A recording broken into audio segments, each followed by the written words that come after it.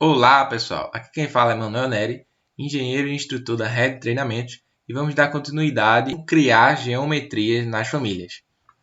Nossa próxima ferramenta de edição de geometria seria aqui a mescla com varredura. Seria a opção de criar uma mescla, que a gente já viu que é, ao longo de uma varredura, que a gente também já viu que é. Então seria a junção desses dois elementos. Eu posso fazer um perfil variar ao longo de um caminho que não é retilíneo. Então vou clicar aí na minha mescla. Da mesma forma que a varredura eu posso fazer desenhando ou selecionando. Vou fazer desenhando. Vou fazer aqui um caminho meio elíptico. Vou dar OK no caminho. E agora eu tenho dois perfis para escolher. O perfil 1. Então eu posso escolher. Eu vou até escolher aquele C lá. Percebam que é a mesma coisa lá da varredura, tá? Só que agora duas vezes. São dois perfis. Eu vou botar o perfil 1 aqui. E vou selecionar o perfil 2 e vou editar o meu perfil 2. Eu vou escolher direto agora aquele visualizador de plano, né? Já para abrir minha vista. Do meu perfil 2 eu vou fazer uma circunferência. Vamos ver no que é que dá. Vou finalizar. Vou botar no 3D para a gente entender. E aí está aqui o nosso perfil 1 que vai começar ali. Nosso perfil 2 que vai terminar aqui ao longo desse caminho. Quando eu finalizar, foi criado o nosso elemento estranho aqui, certo? E assim como a mescla, eu posso vir em editar os vértices e também tem aquelas mesmas opções lá de criar e editar aqui as geratrizes, girar um perfil em relação ao outro, tá? Tudo aquilo lá que a gente viu. O nosso próximo elemento, a nossa próxima forma de geometria seria aqui o comando revolver, que seria a opção de varrer ou de girar um perfil 2D em torno de um eixo, certo? Então, aí mostrando aí no preview do Revit, você faz o croquis, faz o eixo e ele vai lhe dar essa revolução. Vamos clicar lá, revolver. Quando eu clico em revolver, me aparece aqui duas opções. Basicamente é desenhe o limite, desenhe o perfil e desenhe o eixo. Aqui em limite, eu vou criar um retângulo e vou criar um eixo. E o que é que dá a revolução de um retângulo ao longo de um eixo? Vou lá no 3D, aqui um pneu. Nosso pneuzinho aqui, meu primeiro pneu no Revit. Então, vou lá novamente, vou clicar, vou editar, vou fazer um elemento estranho aqui agora. Vou pegar aqui esse com esse, vou pegar um SP-Line aqui, e aí vou apagar esse.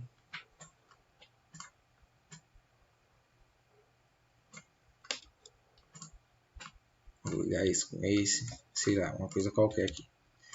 E quando eu der o OK, o Revit vai fazer para mim aquele elemento lá. Algumas observações aqui são o seguinte. O eixo não pode cortar a geometria em momento nenhum. Senão o Revit vai me dizer aqui, o perfil não pode cortar o eixo de revolução. Então eu vou cancelar. Vou clicar aqui em linha de limite. Vou apagar isso daqui. Vou fazer novamente o retângulo para mostrar que, embora não possa cortar, ele pode ficar em cima, certo? Se eu fizer totalmente em cima, ele vai funcionar. Vai vir aí para mim um elemento sem o furo, mas ele funciona. Além disso, o eixo não precisa ser vertical. o eixo pode ser horizontal. Então ele vai girar aí no outro sentido. Vou dar 2 cliques de novo. Ou ele pode ser inclinado. Tá? Também vou dar o OK aqui. Tá lá, inclinado. E tem limite para essa minha inclinação. O limite é exatamente o que eu falei, que o eixo não pode cortar o perfil. Então, se a gente lembrar que, geometricamente falando, o eixo é infinito, o limite da minha rotação seria exatamente o ponto que ele fica tangente à geometria. Então, enquanto o eixo não cruzar, enquanto ele for tangente, eu posso aqui brincar com ele qualquer angulação.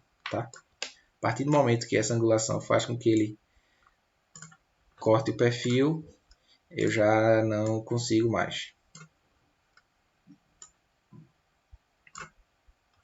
Mas aí a gente costuma trabalhar com o eixo menorzinho. Mais algumas considerações são as seguintes. Eu posso querer revolver o meu elemento não completamente, não 360 graus. Então, o que basta eu fazer é aqui, enquanto eu estiver editando, eu venho aqui e digo ao Revit quantos graus eu quero revolver. Certo?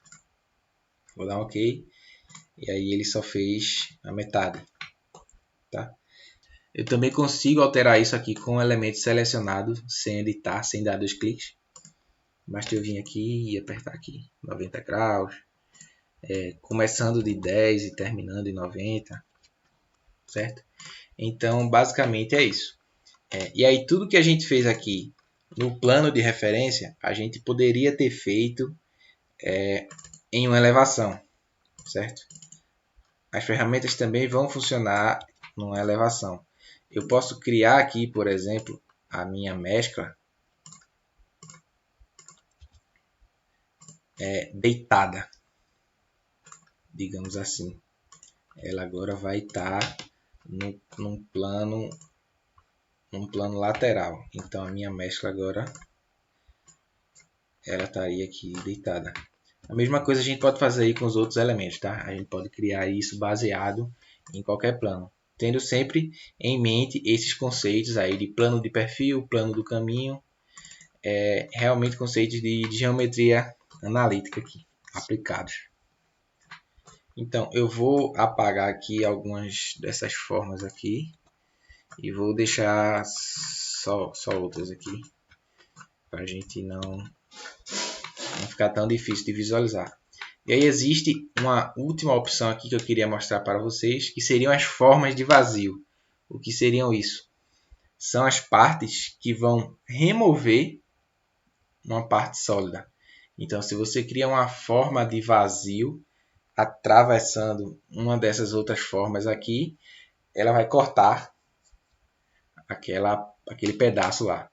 E quando a gente expande aqui, basicamente a gente só pode criar formas de vazio que são exatamente iguais àquelas ferramentas anteriores. Então, existe a extrusão de vazio, existe a mescla de vazio, a revolução, varredura e a mescla de vazio com varredura. Seria exatamente as mesmas funções. Eu vou fazer um aqui só para vocês entenderem algumas coisas. Então, vou criar aqui a meu vazio aqui, passando por um elemento que já existe. Vou dar OK, certo? Quando eu for lá no 3D, percebam que ela não vai aparecer enquanto eu não selecionar o elemento, mas ela já está lá cortando, né? A partir do momento que eu seleciono o elemento, o meu vazio aparece lá pequenininho. Então eu posso selecionar o vazio e posso alterar ele. Mover para lá, mover para cá, cliquei fora, ele corta, certo? Isso quer dizer que ele já está unido a outra geometria. Vou clicar novamente aqui. Ele não aparece mais para mim, mas se eu selecionar tudo aqui, ó, eu encontro ele, tá? Vou deixar aí, vou criar uma nova forma de vazio. Dessa vez eu vou criar ela aqui fora, tá? Vou dar um OK. ela fica laranja, diferente da outra. Quando eu finalizo, eu consigo ver. Vou lá no 3D e aí percebam a diferença. Essa daqui que eu criei fora de um elemento que já existe, eu consigo ver. O Revit fica avisando para mim que ela está ali, porque se ela fosse invisível eu nunca iria encontrar, certo? E aí se eu pego esse elemento e movo ele para dentro de um elemento que já existe, que já existia, ele não corta. Ele não corta porque ele não foi criado interceptando um elemento. Então o Revit não entende isso. Ele não entende que quando ele tocar ele vai cortar alguma coisa. Você tem que ensinar para ele.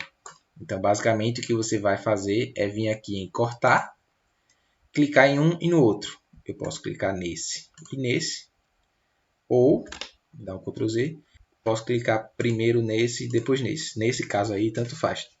E aí percebam que, novamente, se eu for lá, selecionar aqui, mover ele para fora, não intercepta nada, eu novamente consigo ver, mas ele já foi ensinado, né? Você já deu uma aulinha ali para ele de cortar. Então agora quando eu toco, ele já entende que é para cortar. Mas eu ensinei a ele que era para cortar esse elemento. Se eu movo ele lá para o outro, ele novamente não entende mais. A mesma coisa aconteceria com esse outro elemento daqui. Se eu movo para fora, movo para lá, ele não entende. Ele não foi configurado para cortar esse elemento, mas sim o outro. Então vou só dar um Ctrl Z aqui. Basicamente é isso daí sobre formas de vazio, também conhecida em inglês como void, caso vocês escutem falar. E aí uma última observação é a seguinte: qualquer elemento que eu criar, então vou fazer aqui já no 3D. Qualquer elemento que eu criar, se eu criar um elemento cheio, eu posso trocar ele aqui, tá? De sólido para vazio a qualquer momento. Assim como se eu fizer um elemento vazio, eu posso vir aqui e trocar ele para sólido. A não ser que esse elemento já tenha sido configurado para cortar alguma coisa. E aí essa opção some daqui, tá? Se você vai lá agora e coloca em não cortar esse com esse, quando eu clicar, a opção volta a aparecer.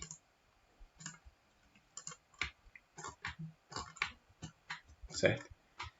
Então agora eu posso transformar tudo isso daqui em dois sólidos. Então basicamente é isso daí. E aí juntando todos esses conhecimentos, você vai poder modelar qualquer elemento da vida real. Bom, pessoal, e para você que chegou até aqui no vídeo, como é de costume, eu gosto de trazer algumas dicas aí de gestão de famílias e de boas práticas de família.